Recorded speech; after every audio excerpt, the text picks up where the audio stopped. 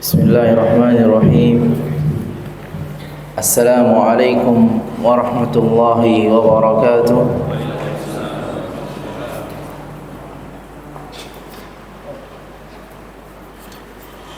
Innal hamdalillah nahmaduhu wa nasta'inuhu wa nastaghfiruh wa na'udzu billahi min shururi anfusina wa sayyiati a'malina. Man yahdihillahu fala mudilla lahu wa man yudlil fala hadiya lahu. Asyhadu an la ilaha illallah wahdahu la syarika lahu wa asyhadu anna Muhammadan abduhu wa rasuluh la nabiyya wa la rasula ba'dah. Qala Allah ta'ala fil Qur'anil Karim: Ya ayyuhalladzina amanu taqullaha haqqa tuqatih wa la tamutunna illa wa antum muslimun. Wa qala aidan: Ya ayyuhalladzina amanu taqullaha wa qulu qawlan sadida yuslih lakum a'malakum wa yaghfir lakum dhunubakum wa man yuti'illaha wa rasulahu faqad faza fawzan 'azima.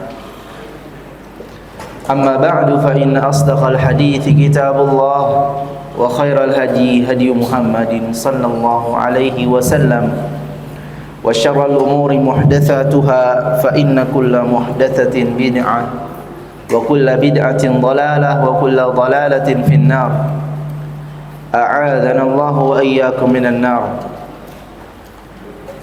Jamaah kaum muslimin, a'azzani Allah wa iyyakum jami'an. Segala puji dan puja syukur kita kepada Allah Subhanahu wa taala atas limpahan rahmat, kasih sayang, karunia serta kenikmatan kepada kita semua. Allah menaufikkan kepada kita semua untuk bisa menjalankan salat maghrib secara berjamaah yang merupakan suatu kewajiban, dan Allah memberikan taufik kepada kita untuk menjalankan firman Allah Subhanahu wa taala, fa idza faraghta fansab. Apabila sudah selesai mengerjakan suatu ibadah, maka segera beralih kepada ibadah yang lainnya. Kita sudah walhamdulillah menjalankan salat wajib, kita beralih kepada ibadah yang lain. Apa itu? Bukan, zikir dulu. Zikir apa tidak hari? Zikir. Setelah zikir, walhamdulillah, salat sunnah. Setelah salat sunnah, baru kita melanjutkan dengan talabul ilmi, menuntut ilmu yang merupakan ibadah. Ya, jadi ibadah kita jangan mempersempit makna ibadah. Ibadah hanya ritual-ritual salat, puasa, zakat. Tidak, hakikatnya talabul ilmi juga ibadah. Ya, mempelajari kalamullah, sabda Rasulullah sallallahu alaihi wasallam. Maka sebagaimana layaknya ibadah, maka hal yang paling penting adalah mengikhlaskan ibadah hanya kepada Allah Subhanahu wa taala. Ikhwah, ya, tadi sudah kita sampaikan bahwasanya talabul ilmi adalah ibadah. Butuh dengan keikhlasan. Dan keikhlasan tidak bisa hanya sekali, dua kali dilawan, tidak. Karena keikhlasan adalah letaknya di mana? Di hati. Al-qalbu yataqallab. Mudah dia berubah-ubah. Alhamdulillah, misalnya di rumah sudah memang niatkan ikhlas untuk belajar talabul ilmi setelah salat maghrib, tetapi terkadang nanti pas perjalanan desas-desus syaitan. Oh, nanti kalau ke masjid ketemu fulan, ngobrolin ini, ngobrolin itu. nanti habis dari masjid pengen ini, pengen itu, sehingga fokusnya tidak lagi mengikhlaskan ibadah kepada Allah Subhanahu, tidak lagi mengikhlaskan talabul ilmi kepada Allah Subhanahu wa taala. Maka butuh namanya mujahadah, perjuangan untuk mengikhlaskan, tidak hanya sekali. Oleh karenanya ada suatu ungkapan hikmah dari ulama klasik, ma'alajtu syai'an ashaddu alayya min niyyati li'annaha tataqallab. Tidak ada satu hal yang sulit untuk diperbaiki dibandingkan dengan niatku, karena seringkali berubah-ubah. Bahkan disebutkan rubba haditsin wahid yahtaju ila niyat. Boleh jadi suatu ungkapan atau mempelajari satu hadis butuh dengan niat yang begitu banyak. Karena kalau sudah lurus, syaitan tidak akan lepas begitu saja, dipalingkan lagi. Kita berusaha lagi lurus, dipalingkan lagi oleh syaitan, waliyadzubillah. Dan syaitan dari kalangan jin pintar, tahu kapan manusia lengah, tahu kapan dia kuat, kapan lengah. Kalau lagi lengah digoda, kalau lagi kuat ditinggalkan. Ya. Min syarril waswasil khannas. Ya. Maka penting sekali untuk mengikhlaskan talabul ilmi. Oleh karena Imam Ahmad bin Hanbal mengingatkan, talabul ilmi la ya'diluhu syai'un idza sahhat niyyatuhu. Menuntut ilmu tidak ada yang bisa menandinginya. Adalah suatu amalan yang besar idza sahhat niyatu. Apabila niatnya benar, niatnya ikhlas, mengangkat kebodohan dari dirinya, mengangkat kebodohan dari orang lain, berusaha untuk mengamalkan ilmu dan juga berusaha untuk menghidupkan ilmu. Kemudian ikhwah, salawat bertangkaikan salam kita haturkan kepada junjungan kita, suri tauladan kita, uswah hasanah kita, Nabi Muhammad sallallahu alaihi wasallam beserta para sahabat, keluarga serta umatnya yang berusaha untuk mengikuti sunnahnya hingga akhir zaman. Ikhwati fiddin azani Allah, melanjutkan pembahasan yang lalu dalam kitab yang sama, kitab Al-Wajiz. Dan sebelumnya kita membahas apa Bapak? Ada yang masih ingat apa tidak? Kalau enggak ingat mungkin boleh nyontek-contekan, boleh, enggak masalah. Sunnah-sunnah fitrah. Insyaallah sudah menjalankannya, insyaallah. Ya. Dan juga pada pembahasan larangan untuk mewarnai uban. Mewarnai uban warna hitam. Ya, larangan mewarnai uban dengan warna hitam, adapun warna yang lain diperbolehkan. Ya. Meskipun para ulama berbeda pendapat mana yang lebih afdal, ditinggalkan begitu saja, ya, tetap putih atau diwarnai. Ya. Wallahu a'lam, ana lebih condong kepada dibiarkan saja. Ya. Dan kemarin ada pertanyaan, ya. Bagaimana hukumnya apabila ada seorang anak, ya, yang keluar dari fitrahnya, maksudnya sudah mulai beruban pada usia dini, ya. Dan mungkin itu adalah penyakit, ya. Maka wallahu alam, sampai saat ini saya juga belum mendapatkan jawabannya. Tetapi jawaban yang lebih aman adalah sekiranya memang anak tersebut dikhawatirkan dibuli, dizalimi, sehingga dia malu untuk kesana kemari, dia malu untuk sekolah, maka ubahlah dengan warna selain warna hitam. Dengan warna apa misalnya? Warna coklat, nggak masalah, ya. Itu lebih selamat, dan itu lebih selamat, ya. Kemudian ikhwati fiddin, kita akan melanjutkan pembahasan kita dalam bab adab buang hajat. Adab buang hajat atau buang air. Di sini tentu masih dalam pembahasan kitabut thaharah. Ya. Karena seseorang pengen beribadah, dia harus tahu betul bagaimana membersihkan dirinya dari kotoran-kotoran, dan juga termasuk di dalamnya adab dalam buang hajat, sehingga tidak terciprat sana, tidak terciprat sini, dan masih banyak adab-adab yang lainnya. Di sini Syekh Abdul Azim hafizahullah menyebutkan adab yang pertama adalah dianjurkan bagi orang yang akan masuk ke WC membaca doa dengan doa yang kita sudah hafal, walhamdulillah.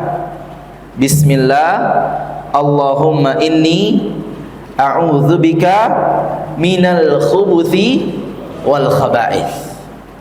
Ataupun dalam riwayat yang lain langsung a'udzubika minal khubuthi wal khaba'ith. Ya. Jadi diperintahkan kita untuk disunnahkan untuk membaca doa ini, yang artinya adalah dengan menyebut nama Allah. Ya Allah, sesungguhnya aku berlindung kepadamu dari al-khubuth. Apa itu al-khubuth?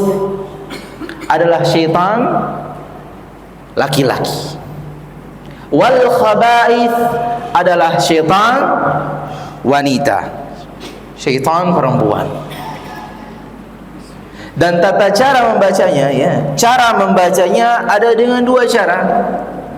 Tadi kita baca dengan khubuthi, ya, Allahumma inni a'udzubika minal khubuthi. Ba-nya berharakat apa? Berharakat dhamma. Khubuthi wal khaba'ith. Ini yang pertama. Ada yang dengan cara ba-nya disukunkan.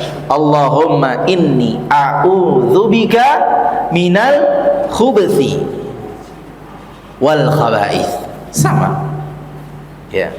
Meskipun para ulama berbeda pendapat tadi dalam arti al-khubuth dan khaba'ith. Yang sudah disampaikan tadi artinya apa? Syaitan laki-laki dan syaitan perempuan. Ada juga yang menafsirkan khubuth adalah asyarr, keburukan. Berlindung kepada Allah dari keburukan. Al-khubuth wal khaba'ith adalah ahluhu atau ahlus syarr, yaitu orang-orang yang memiliki perangai yang buruk, ya. Dan keduanya benar, ya. Dan di sini ikhwah, kita diperintahkan juga untuk membaca basmalah sebelum melepaskan pakaian kita. Kata Rasulullah sallallahu alaihi wasallam, sitru ma bainal jinni wa aurati bani Adam. Idza dakhala ahaduhumul khala ay yaqula bismillah. Yang artinya pembatas, tirai antara jin dengan aurat bani Adam. Manakala seorang di antara mereka masuk ke WC adalah dia dengan membaca bismillah. Jadi bismillah ini adalah pegangan kita. Kalau hendak ingin membuka pakaian, membuka aurat kita, mau masuk ke WC, maka baca bismillah. Supaya apa? Aurat kita tidak dilihat oleh jin. Khawatir jinnya menggoda kita. Atau bahkan disebutkan, ya, pernah ada salah seorang teman saya disukain sama jin, waliyadzubillah.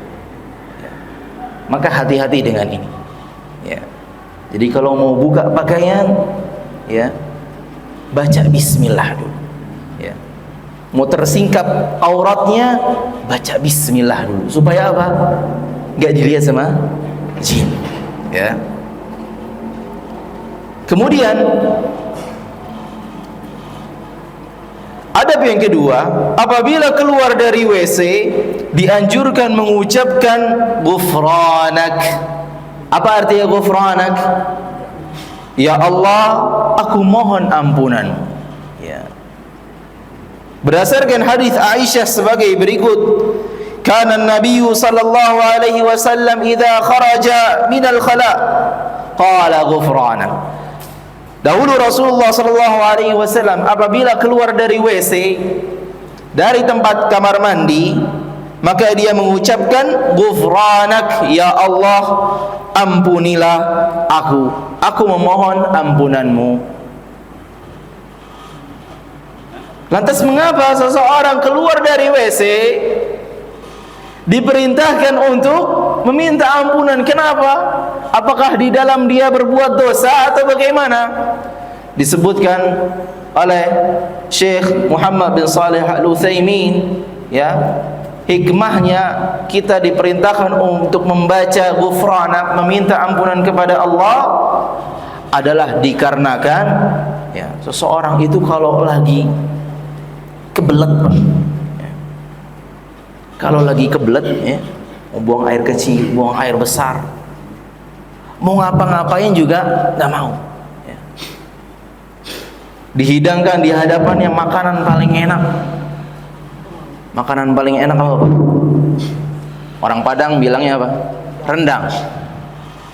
Orang Solo, orang Jawa, ya, lain-lain, ya. Ada apa, Pak? Gudeg, ya. Dia bilang gudeg, ya. Tapi lagi kebelet, mau nggak nyempetin buat makan? Nggak. Pengen ke WC, ya. Pengen buru-buru ke WC, ya. Maka itu adalah kenikmatan yang paling besar, yaitu menghilangkan gangguan pada diri kita, menghilangkan kotoran. Tetapi sangat sedikit yang memahami hal berikut. Jadi dikarenakan dia tidak memahaminya, dia tidak bersyukur kepada Allah Subhanahu wa ta'ala. Karena dia tidak bersyukur kepada Allah Subhanahu wa ta'ala tatkala keluar, atau mungkin syukurnya tidak sesuai, maka dia keluar dianjurkan untuk membaca ghufranak, minta ampunan sama Allah Subhanahu wa ta'ala, karena lalai dari mensyukuri nikmat bisa buang hajat. Dalam hikmah yang lain juga disebutkan bahwasanya sebagaimana fisik merasa tidak nyaman, merasa terganggu apabila ada kotoran di dalamnya,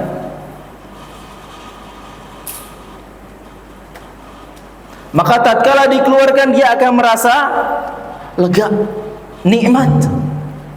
Maka begitu pula jiwa manusia, apabila dia berkumpul padanya dosa-dosa, maka hakikatnya dia tidak akan merasakan kenyamanan, ketentraman.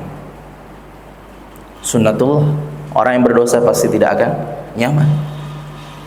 Maka dianjurkan dia untuk membaca ghufranak, meminta ampunan kepada Allah Subhanahu wa ta'ala. Dia pengen hatinya juga bersih dari dosa-dosa sebagaimana raganya bersih dari kotoran pada jiwanya, ya. Dan ada doa yang mungkin bapak-bapak kenal, ya. Tatkala keluar dari WC, apa bacaannya? Alhamdulillahilladzi azhaba annal adza wa afani. Ya. Pernah dengar doa ini? Atau mungkin masih dibaca? Ya. Ada hadis ini dalam riwayat Ibnu Majah, tetapi wallahu alam hadis tersebut adalah hadis yang dhaif, ya. Sehingga cukup bagi kita dengan mengamalkan hadis yang valid ini saja, yaitu ghufranak, ya. Hadis sahih, ya.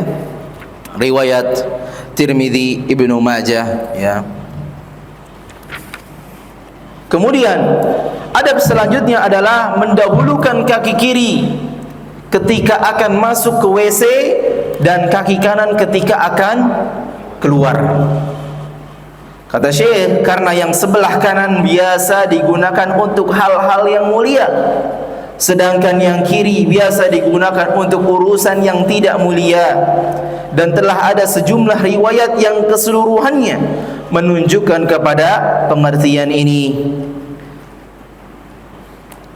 Ya, kata Rasulullah sallallahu alaihi wasallam, kata Aisyah radhiyallahu anha, karena Nabi sallallahu alaihi wasallam yujibuhu tayammunu fi sya'ni kullihi, fi tana'ulihi wa tarajjulihi wa fi sya'nihi kullihi, ya, atau kama qala. Rasulullah sallallahu alaihi wasallam seringkali mendahulukan dalam perkara yang mulia dengan menggunakan bagian yang kanan. Tatkala menyisir mendahulukan bagian yang kanan. Tatkala memakai sendal memakai dengan kaki kanan. Dan seluruh perkara-perkara yang baik. Dan kita tahu tatkala memasuki WC, di situ banyak syaitan, banyak kotoran, banyak najis. Maka kita dahulukan menggunakan kaki kiri. Dan tatkala keluar kita berlepas diri dari kotoran-kotoran, maka kita mendahulukan kaki kanan. Intinya bapak-bapak, ya, untuk perkara-perkara yang mulia dahulukan pakai kaki atau bagian yang kanan. Kalau tidak, ya, tempat yang najis, maka dahulukan dengan kaki kiri. Pertanyaannya, kalau bersiwak bapak-bapak, ya, kalau bersiwak, membersihkan kotoran di gigi, kita menggunakan tangan apa? Tangan kanan apa tangan kiri? Wah, ikhtilaful ulama ini. Para ulama berselisih. Ada yang bilang kanan, ada yang bilang kiri. Kanan apa kiri nih? Apa kanan kiri? Nah, sebagai para ulama, ya, berusaha, ya, untuk menggabungkan hadis. Apabila kita bersiwak itu dalam rangka membersihkan gigi yang kotor, ya, maka menggunakan tangan kiri, ya. Ini istinbat mereka, ya, ijtihad mereka. Jadi kalau giginya kotor, ya, pakai tangan kiri, atau mulutnya bau pakai tangan kiri.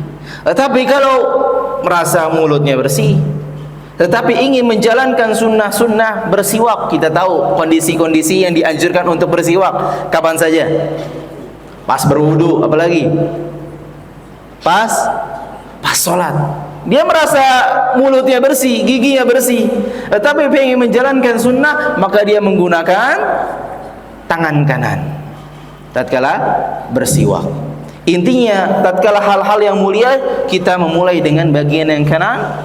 Adapun membersihkan kotoran, beristinja, ya, maka menggunakan tangan kiri, ya. Kemudian adab selanjutnya, ketika akan buang air kecil atau air besar di tempat terbuka, dianjurkan menjauh hingga tidak terlihat orang. Kata Jabir radhiyallahu anhu, kharajna ma'a Rasulillah sallallahu alaihi wasallam fi safar. Pernah suatu ketika kami keluar bersama Rasulullah SAW dalam suatu safar. Wa kana Rasulullah sallallahu alaihi wasallam la ya'til burazu hatta yataghayyaba fala yura. Maka beliau tidak membuang air besar sebelum beliau menjauh sampai tidak terlihat orang lain. Dan ini alhamdulillah mudah dipraktekkan kita, tinggal ke WC saja. Tapi mungkin dalam kondisi-kondisi tertentu, misalnya lagi safar, lagi perjalanan, ya Allah, rest area masih jauh, tapi momen lagi mudik, macet, gak jalan-jalan ini, tapi sudah kebelet, ya Allah, udah keringetan, itu keringetan dingin, maka menjauh, jangan sampai kelihatan orang. Tapi subhanallah, perkara ini banyak yang dilalaikan oleh sebagian manusia. Ya udah, kalau kebelet ya bodo amat, ya, di pinggir tol deh, ya. Nampak aurat ya bodo amat deh. Nah, ini bahaya, ya. Tidak, dia harus menjauh, jangan sampai ada orang yang melihatnya, jangan sampai ada orang yang melihat kemaluannya, melihat auratnya, jangan sampai ada orang yang terganggu dengan kencingnya dia atau buang air besarnya dia, ya. Jadi hal ini perlu diperhatikan, ya.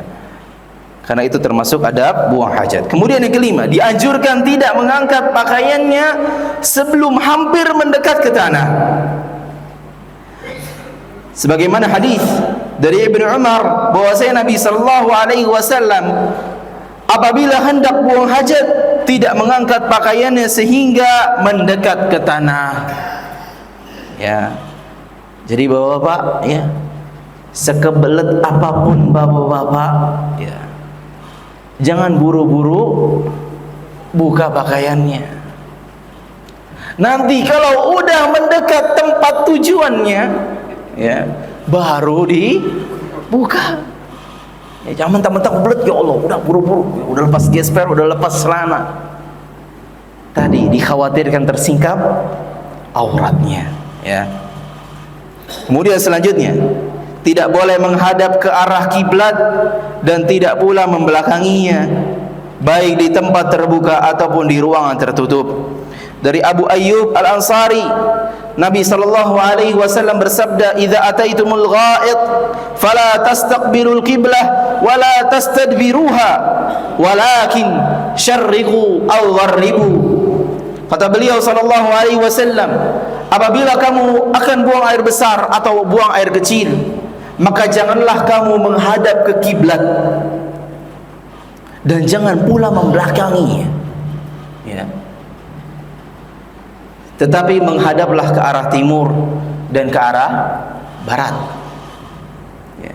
Jadi kalau buang hajat diperhatikan, kalau mau bikin WC diperhatikan. Apalagi di masjid, insya Allah masjid ini tidak menghadap kiblat atau tidak membelakangi kiblat ya WC-nya, ya. Enggak ya? Saya belum pernah ke WC-nya di sini. Dia menghadap ke sana, alhamdulillah. Jadi diperhatikan. Begitu pula kalau ingin bangun rumah, diperhatikan hal ini. Di mana kiblat, sehingga jangan sampai dia tatkala buang air besar menghadap kiblat atau membelakangi. Dan ini hukumnya haram, ya. Menghadap kiblat, membelakangi kiblat tatkala buang hajat hukumnya haram, ya, hukumnya haram. Baik di tempat yang terbuka ataupun tempat yang tertutup. Menurut pendapat yang lebih saya kuatkan, meskipun ada yang mengatakan sekiranya di tempat tertutup maka hukumnya makruh, ya. Tetapi wallahu alam, yang saya lebih condong adalah baik di tempat yang terbuka ataupun tempat yang tertutup seperti WC-WC yang kita punya, maka hukumnya haram. Lebih baik ditinggalkan dan itu lebih selamat. Kata Rasulullah, walakin syarriqu aw gharribu, akan tetapi menghadaplah ke timur ataupun ke barat. Karena kita tahu Madinah berada di mana? Di utaranya Mekah, di utaranya Ka'bah. Sehingga apa? Di bagian selatannya, ya. Jadi Madinah bawahnya yaitu selatannya adalah Mekah, Ka'bah, ya. Maka Rasulullah mengatakan syarriqu aw gharribu, menghadap ke timur ataupun ke barat. Dan disesuaikan dengan kondisi tempat masing-masing. Kalau kita umumnya menghadap ke mana? Ke barat, sahih, ya. Maka jangan sampai menghadap ke kiblat, ya, tetapi menghadap ke tempat yang lainnya. Maka Abu Ayyub Al-Ansari mengatakan, kami pernah datang ke negeri Syam, lalu kami dapati banyak WC yang dibangun menghadap ke arah kiblat, ya. Maka kata beliau, maka kami berpaling darinya, yaitu dipalingkan, diubah WC-nya, sambil kami minta ampunan kepada Allah Subhanahu wa taala. Jadi ikhwati fiddin, ini ada faedah. Meskipun ada perbuatan dosa yang tidak disengaja. Ini perbuatan dosa apa tidak? Nah, tidak disengaja atau mungkin tidak diketahui. Tatkala kita tahu bahwasanya itu adalah dosa, maka bersegera untuk meminta ampunan kepada Allah Subhanahu wa taala. Selanjutnya, yang ketujuh, haramnya buang hajat di jalan umum atau tempat yang berteduh, tempat untuk berteduh. Rasulullah sallallahu alaihi wasallam bersabda, ittaqul la'anain Waspadalah terhadap dua hal yang menyebabkan laknat. Ya. Kata para sahabat, "Wa man la'anani ya Rasulullah?" Lantas apa dua hal yang menyebabkan terlaknat itu ya Rasulullah? Kata beliau, "Alladzi yatakhalla fi tariqin nas aw fi dhillihim," yaitu orang yang buang hajat di jalan umum atau tempat untuk berteduh. Maka ini hati-hati juga ikhwah, ya, untuk menghindari perbuatan yang melahirkan laknat dari manusia. Setiap orang pasti merasa terganggu apabila jalan yang biasa dia lewati ternyata ada kotoran. Kita aja merasa terganggu kan kalau ada kotoran hewan, kotoran kucing, ya, ada kotoran ayam, kita merasa terganggu. Apalagi kalau kotoran manusia, subhanallah. Makanya biasanya spontan ya kalau ada kotoran manusia. Wah, kurang ajar ini orang, gak beradab ini orang, khawatir dilaknat, ya. Dan juga hindari untuk buang hajat di tempat-tempat berteduh, ya. Ya banyak tempat-tempat berteduh sekarang, ya, halte-halte di pinggiran jalan atau pohon-pohon, ya. Hindari untuk buang hajat di tempat-tempat seperti itu. Ya, ikhwan, disebutkan buang hajat yaitu secara umum, ya. Bukan hanya teruntuk buang air besar saja. Begitu pula juga apa? Buang air kecil. Ya. Maka hindarkan buang air kecil di mana? Di pohon. Subhanallah. Hati-hati dengan ini semua. Ya. Meskipun ya tempat berteduh ini tidak secara mutlak kata para ulama. Ya. Apabila memang tempat berteduh tersebut tidak pernah dipakai oleh orang-orang, ya. Maksudnya emang udah usang gitu loh, ya. Udah nggak pernah lagi orang-orang lewat di situ. Orang-orang nggak pernah lagi berteduh di situ. Dan ini disepakati maksudnya kali ini. Maka tidak masalah. Ya, apabila tempatnya sudah tidak lagi dipakai. Ya. Tetapi kalau memang jalan umum dan tempat berteduh yang orang-orang sering di situ, maka haram hukumnya. Ya, haram seorang buang hajat di situ. Kemudian selanjutnya yang ke-8 adalah makruh bagi seseorang kencing, buang air kecil di tempat pemandiannya. Kata Humaid Al-Himyari, sungguh aku bertemu dengan seorang sahabat yang bersahabat karib dengan Nabi SAW, sebagaimana persahabatannya Abu Hurairah dengan beliau. Ia berkata, Rasulullah SAW melarang seseorang untuk menyisir rambutnya setiap hari. Maksudnya sering-sering. Dijelaskan oleh para ulama, ya, kalau ada rambutnya yang bengkok sedikit, langsung nggak boleh ada sehelai pun yang keluar dari barisan rambut. Ya. Jadi benar-benar harus rapi, klimis. Ya. Kalau ada yang kena, ya, misalnya ketepok sama temennya rambutnya, langsung mau keluarin sisir. Apa Pak, necis ya Pak? Pokoknya harus oke terus. Ya, ini makruh hukumnya. Ya, hati-hati. Ya, nyisir ya pada umumnya saja, yang mau berangkat kerja, ya udah nyisir. Ya. Ya, jangan setiap saat rambut bengkok sedikit, rambut nggak oke sedikit langsung. Nah, ini hukumnya makruh. Ya. Dan juga Rasulullah melarang untuk kencing di tempat pemandiannya. Ya. Kencing di WC. Ya. Jangan di tempat pemandian. Ya. Dan ini bisa dipahami. Ya. Kemudian haram kencingnya di air yang tidak mengalir. Dari Jabir radhiyallahu anhu bahwasanya Nabi sallallahu alaihi wasallam melarang seseorang untuk kencing di air yang tergenang, ya haram hukumnya. Ada bak mandi, ya, kemudian kencing di situ, haram hukumnya. Apalagi buang air besar di mana? Di bak mandi. Subhanallah. Dan ini pernah terjadi, ya. Wallahu a'lam nih. Saya nggak tahu orangnya, ya. Alhamdulillah nggak tahu. Tapi pernah kejadian di suatu tempat, ya. Dia buang air besar di mana? Di bak mandi. Subhanallah. Sehingga banyak orang-orang yang terganggu, ya. Sehingga banyak orang-orang yang terganggu.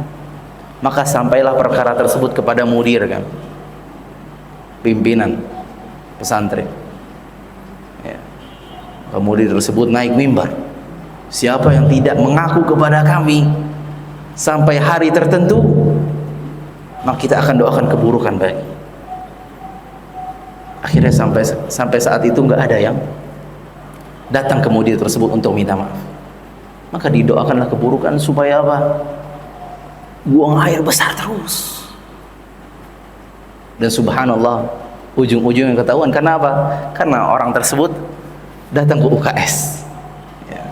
Ketahuan akhirnya, ya. Jadi ikhwah, hati-hati dengan perkara ini, ya. Buang air di air yang tergenang. Dan ini juga bisa kita jelaskan juga tatkala mungkin lagi berenang, ya, di kolam renang, ya, airnya tergenang.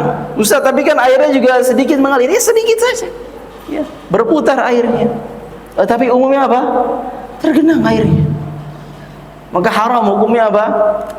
Kencing di kolam renang. Dan ini banyak, ya, subhanallah.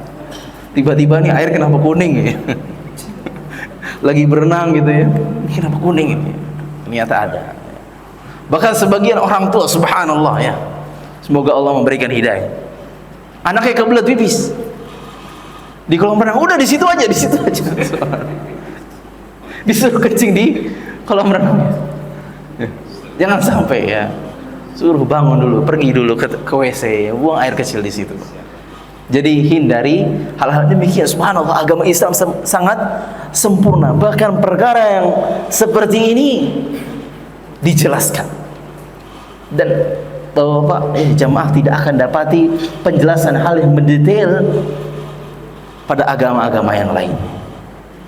Ini adalah kebanggaan bagi kita sebagai pemeluk agama Islam.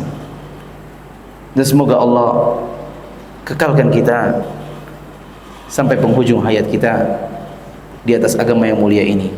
Amin ya rabbal alamin.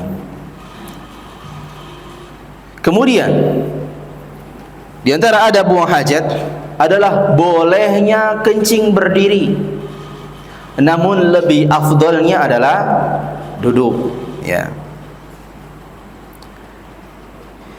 Kata Hudzaifah radhiyallahu anhu bahwasanya Nabi sallallahu alaihi wasallam sampai di tempat pembuangan sampah suatu kaum, maka beliau kencing dengan berdiri. Kemudian aku hendak menghindar darinya, lalu Rasulullah SAW berkata kepadaku, mendekatlah ke sini. Kemudian aku mendekati sampai aku berdiri di belakangnya, lalu beliau berwudu dan mengusap khufnya. Maksudnya diperintahkan untuk mendekat supaya menghalangi dari pandangan orang, ya. Jadi ini diperbolehkan, ya. Atau menggunakan sarung itu diperbolehkan, atau menggunakan manusia saja nggak masalah, ya. Jadi Rasulullah di sini kesimpulannya apa? Kencingnya apa? Berdiri. Tetapi ada hadis lain, ya. Atau perkataan Aisyah radhiyallahu anha, "Man haddatsakum anna Rasulullah sallallahu alaihi wasallam bala qa'iman fala tusaddiquhu. Ma kana Rasulullah sallallahu alaihi wasallam ma kana yabulu illa jalisa." Siapa saja yang menyampaikan kepada kalian bahwa saya Rasulullah sallallahu alaihi wasallam kencing berdiri, fala tusaddiqu, jangan dipercayai, ya. Sangat bertolak belakang bukan dengan hadis sebelumnya. Fala tusaddiqu, sangat keras Aisyah radhiyallahu anha dalam masalah ini. Jangan dipercaya. Kata beliau, "Ma kana yabulu qa'ima, ma kana yabulu illa jalisa." Rasulullah tidak pernah buang air kecil kecuali duduk. Rasulullah tidak pernah buang air kecil kecuali duduk. Ini siapa yang mengatakan? Aisyah radhiyallahu anha. Siapa? Sebagai istri Rasulullah sallallahu alaihi wasallam yang melihat bagaimana kebiasaan beliau tatkala di rumah. Beliau yang menemani Rasulullah sallallahu alaihi wasallam. Lantas bagaimana mengkompromikan dua hadis yang valid ini? Kata muallif hafizahullah, pernyataan Aisyah radhiyallahu anha ini tidak menafikan riwayat Hudzaifah. Karena Ummul Mukminin mengabarkan apa yang ia lihat. Ya, Aisyah radhiyallahu anha mengabarkan apa yang lihat. Enggak pernah Rasulullah kencing berdiri. Sedangkan Hudzaifah menyampaikan apa yang dilihat juga. Jadi sama-sama kuat. Aisyah melihat Rasulullah tidak pernah kencing berdiri, hanya duduk, dan Hudzaifah juga pernah melihat Rasulullah kencing berdiri. Sama-sama kuat argumennya. Dan sudah kita maklumi bahwa sebuah hadis yang menetapkan sebuah hukum harus diutamakan, didahulukan daripada yang menafikan. Jadi kalau ada hadis yang menetapkan, ya, dari sini kasusnya apa? Rasulullah kencing berdiri, dilihat oleh Hudzaifah radhiyallahu anhu. Dan ada hadis lain yang menafikan, yang meniadakan hukum Rasulullah SAW kencing berdiri, ya. Maka yang menetapkan, yaitu hadis Hudzaifah, lebih dikuatkan dibandingkan yang menafikan atau meniadakan. Karena yang menetapkan memiliki pengetahuan yang lebih daripada yang menafikan.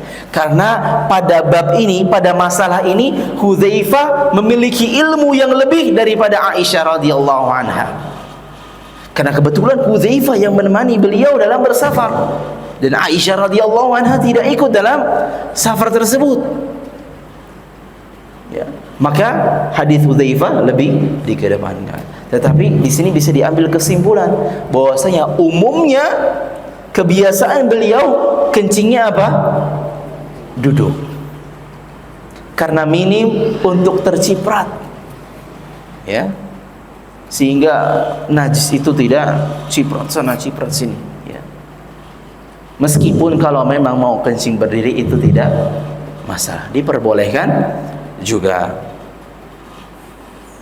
Kemudian wajib membersihkan diri dari kencing, ya, ini yang ke-11. Sebagaimana hadis yang sudah disampaikan di pertemuan yang lalu, bahwasanya ada orang yang diazab dikarenakan tidak membersihkan dirinya dari kencing. Kemudian yang ke-12 adalah ketika buang air kecil atau istinja, tidak diperbolehkan memegang kemaluan dengan tangan kanan, ya. Kata Rasulullah sallallahu alaihi wasallam, "Idza bala ahadukum fala yamassa dzakarahu bi yamini." Kalau salah seorang dari kalian buang air kecil, maka jangan memegang dengan tangan kanan. Jangan dipegang dengan tangan kanan. Ya, pegang dengan tangan kiri. Wala yastanji bi yamini, dan jangan pula dia istinja, membersihkan dua lubang itu dengan tangan kanan, tapi menggunakan apa?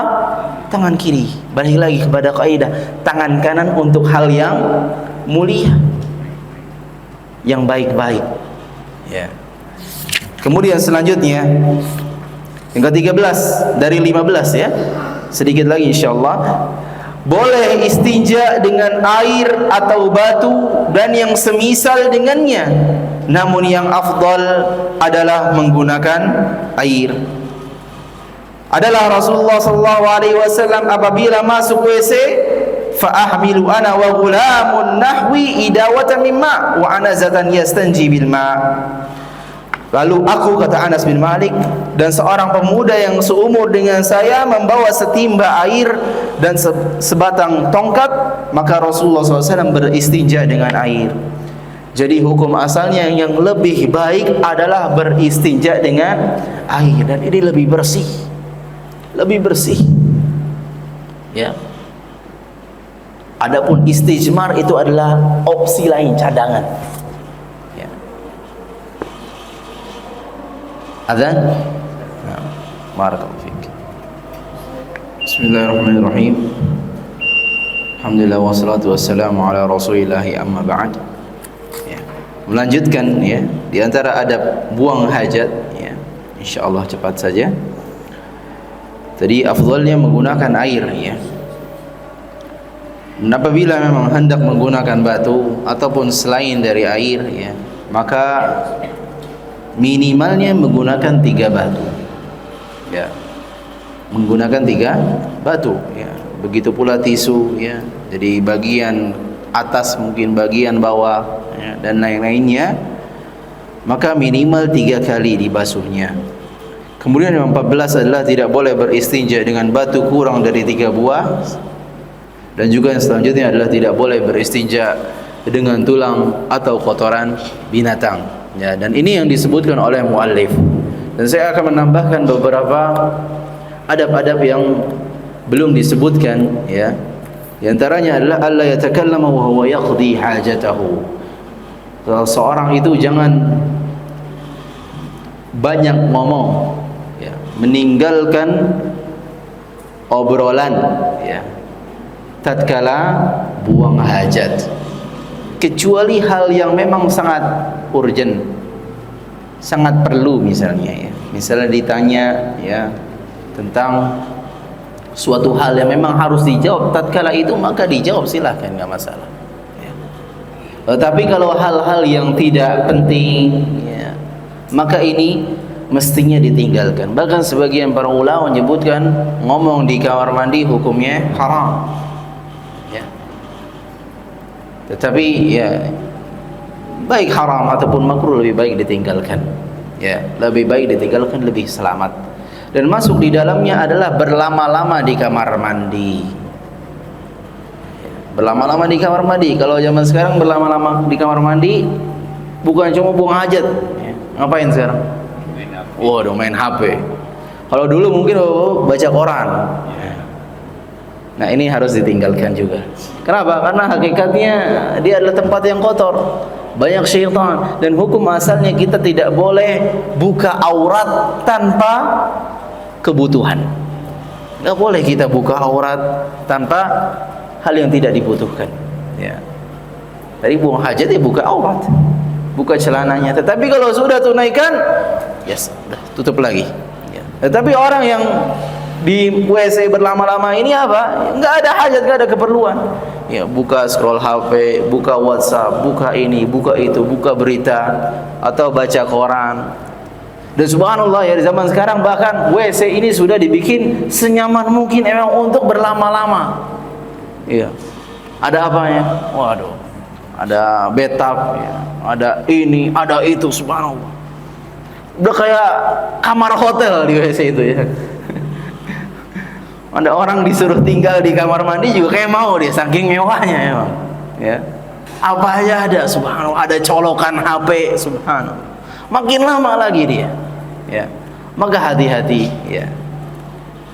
Kemarin ada berita ya, ada orang yang lumpuh, subhanallah, karena dia sering ya, saya katakan sering berlama-lama di kamar mandi ya. Maka hati-hati. Udah tunaikan aja 5 menit, 10 menit, mentok deh. Jangan lama-lama setengah jam, subhanallah, sampai sejam.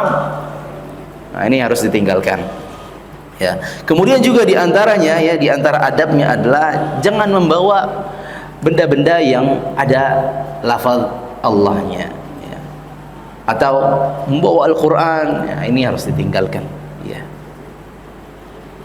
Kata Allah Subhanahu wa taala berfirman, "Wa may yu'azzim sya'airallah fa innaha min taqwal qulub." Barang siapa yang mengagungkan syiar-syiar Allah, maka itu hakikatnya termasuk ketakwaan hati. Kita agungkan Allah Subhanahu wa taala, jangan sampai membawa lafaz Allah seperti misalnya ada di cincin ya. Mungkin ada bapak-bapak punya cincin ada tulisan Allahnya, maka dilepas dulu. Itu bentuk pengagungan kepada Allah Subhanahu wa taala. Ya. Begitu pula misalnya ada orang yang namanya apa? Abdullah, ya. Abdurrahman. Ya. Nah, tiba-tiba dia lagi olahraga, dia pakai jersey baju ya, nama jerseynya jelas namanya dia Abdullah ya. Nah, ini juga lebih baik ditinggalkan. Atau kalau bisa ditutup nggak masalah ya, dia pakai jaket misalnya ya, nggak masalah Ya. Intinya jangan sampai nampak, ya. Itu dalam bentuk pengagungan kepada Allah Subhanahu wa taala, ya. Yang demikian ya adalah adab-adab buang hajat yang semoga kita bisa amalkan, bukan hanya sekedar ilmu atau wawasan yang menghiasi pikiran kita, ya. Maka hendaknya kita berusaha untuk mengamalkannya. Nah, mungkin sekiranya ada pertanyaan. Barakallahu fiik. Afwan, Bapak duluan ya. Kalau misalnya kita di kamar mandi buka baju, kita boleh mengucapkan basmalah. Nah, barakallahu fiik ya. Membaca basmalah apakah diperbolehkan tatkala di kamar mandi? Ya. Tadi misalnya kita mau buka baju, ya. Jadi hukum asalnya tadi kita mengagungkan syiar-syiar Allah. Betul apa tidak? Mengagungkan syiar-syiar Allah. Dan suatu ketika Rasulullah juga pernah diucapkan salam, tetapi beliau tidak menjawabnya. Ya. Maka sebagian mengatakan bahwasanya hukum menyebut nama Allah atau berzikir nggak boleh. Tetapi dikeluarkan atau dikecualikan beberapa hal, ya. Seperti orang yang memandang bahwasanya seorang tatkala wudu harus membaca basmalah, maka itu tidak masalah. Atau tadi tatkala membuka baju, yang mana memang kita diperintahkan untuk baca basmalah. Kenapa? Khawatir aurat kita terbuka, terlihat oleh jin. Maka baca basmalah itu juga tidak mengapa, insyaallah. Tetapi lebih baik lagi kalau dibukanya di luar, lebih selamat, ya, lebih selamat insyaallah. Ya. Nah, barakallahu fiik. Naam.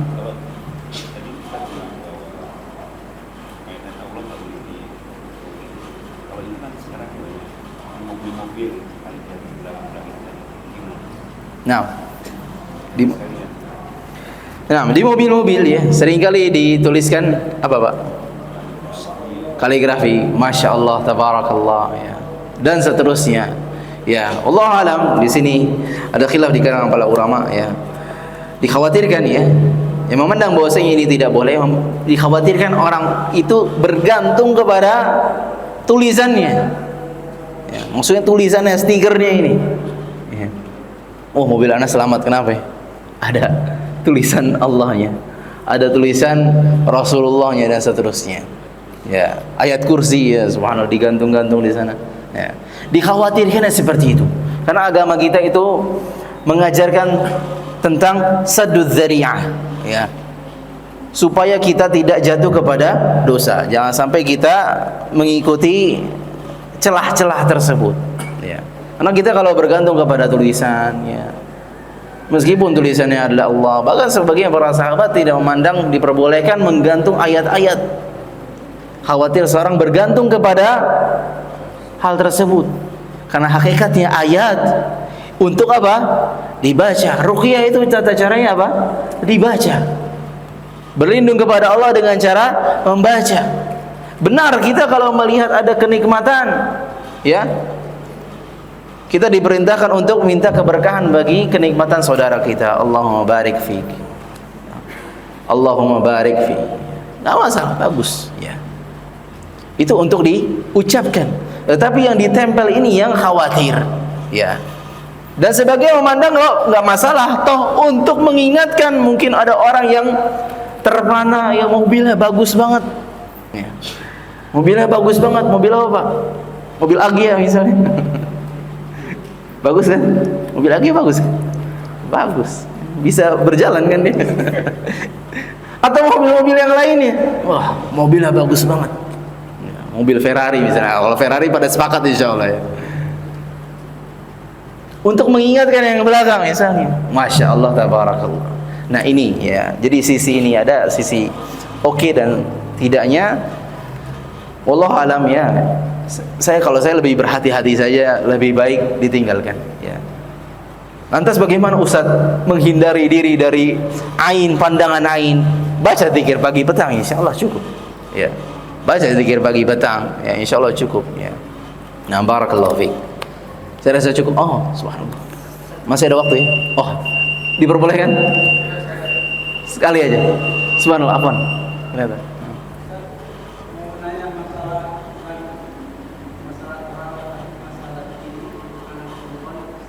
Anak perempuan? Afwan, tidak terdengar suara. Ditindik kenapa?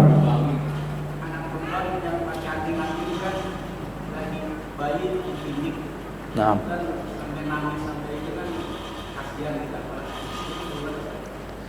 Subhanallah ya, nggak masalah ya.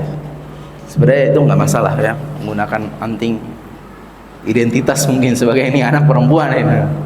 Karena ada anak yang ini laki apa perempuan nih. Ya. Maka sebenarnya nggak masalah. Toh memang fitrahnya memang demikian ya. Memang fitrahnya demikian ya. Toh hakikatnya nanti dia juga akan memakai perhiasan tersebut meskipun tidak boleh secara umum. Ya, boleh dia memakai perhiasan di hadapan siapa? Di hadapan suaminya nggak masalah ya. Jadi nggak masalah insyaallah. Barakallahu fiik. Saya rasa cukup nanti insyaallah. Oh sedikit suara.